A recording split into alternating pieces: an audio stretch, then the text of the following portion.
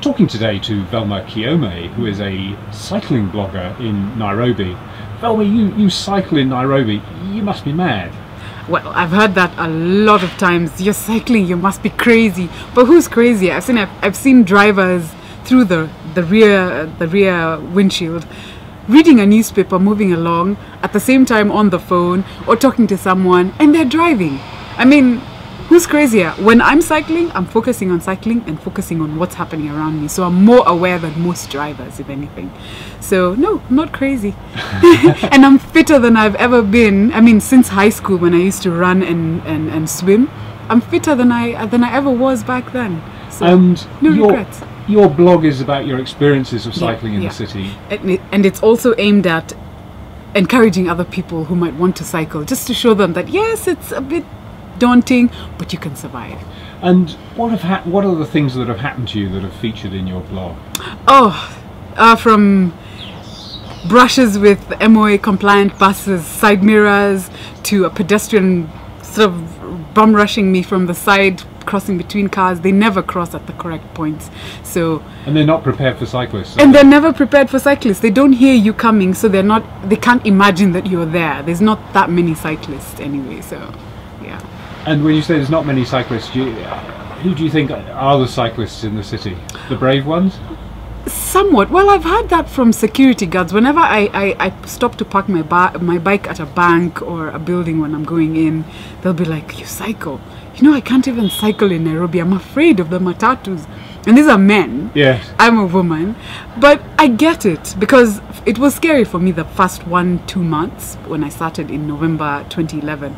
So I get that, but after a while it just that fear wears off.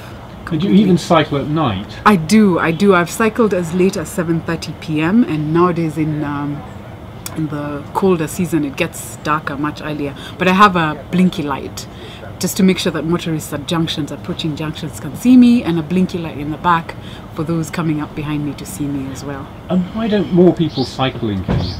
Fear. It's just fear, and there's no infrastructure. I was talking to a friend of mine on Thursday night, last night actually, and she was telling me that she now, because she lives on the Kileleshwa Ring Road, she and her 2 sons now cycle up and down. They bought bikes, and they're so happy to be living on the right side of town, or rather that the roads, the cycling lanes were built right outside their home. So they do the up and down the cycling lanes together on weekends. So there are some cycling lanes in the city? There are a few, but not enough to get you from one long point to the next. It's still very short. And one of the other barriers to cycling is the cost, isn't it? Because cycling is seen actually as a poor person. It's funny enough, it's seen as a poor person's way to get around, with coming close second to walking.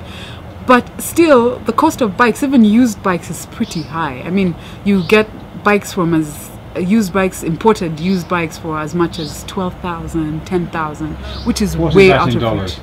In dollars, at 85, that would be about $85 to $100. Okay. Yeah. So it's more expensive than a mobile phone. Yes, it's expensive, or as expensive as one of the cheap mobile phones. So you'd rather go for your mobile phone and walk to work rather than cycle.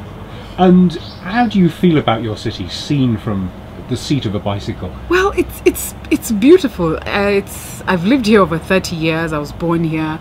I find people are generally receptive to you as a cyclist. They give you room when they see you. You'll find a few bullies here and there. I've had a school bus driver bully me and keep cutting me off on the sidewalk, on the curb side.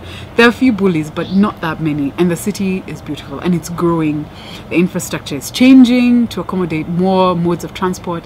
I hear the people from Syokimau can now take a train in 15 minutes into the city.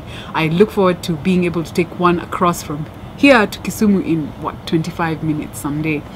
So yeah, the city is changing. It's changing and it's more accommodating to different people's lifestyles, but still not fast enough. Not fast enough.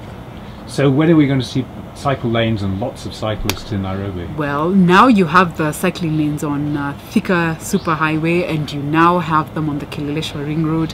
Hopefully they'll go into Westlands, then go on Tungong Road. That will ease a lot of people's troubles.